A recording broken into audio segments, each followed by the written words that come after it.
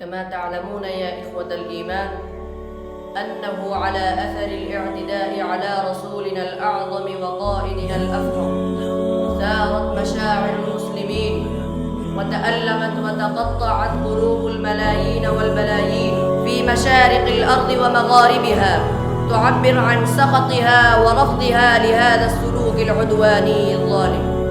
لكن دعونا في البداية نبين أن محبة الرسول صلى الله عليه وسلم ليست كسائر المحبة لأي شخص. نعم، إن محبة الرسول صلى الله عليه وسلم عبادة عظيمة نعبد بها الله عز وجل، وقربة نتقرب بها إليه، وأصل عظيم من أصول الدين، ودعامة من دعائم الإيمان.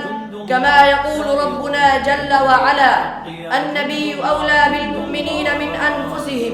وقال عليه الصلاة والسلام: والذي نفسي بيده لا يؤمن أحدكم حتى أكون أحب إليه من نفسه وماله وولده والناس أجمعين. فأين نحن اليوم يا إخوان؟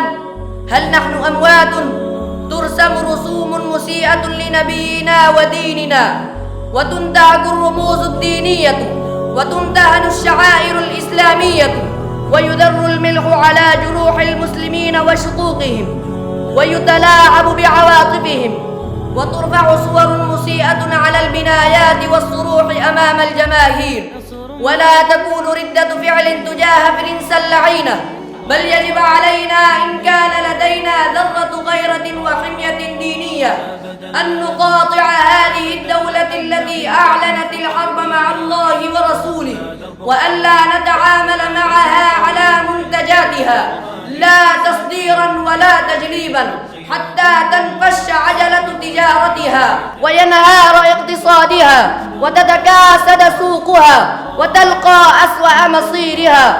وكذلك نطالب جميع المنظمات للحقوق الإنسانية والمؤسسات والمحاكم العليا العالمية أن تدين هذا الموقف أشد الإدانة، وأن تلجم هذا اللعين باللجام القانوني قبل أن تلجم من المسلمين بلجام من النار. وأقول أخيرا: فداك أبي وأمي يا رسول الله، فليقولوا ما يشاءون، مسيرتك العطرة ما زالت ولا تزال باقية إن شاء الله، وهم زائلون. وقد قال الله عز وجل: إنا كفيناك المستهزئين. والسلام عليكم ورحمة الله وبركاته.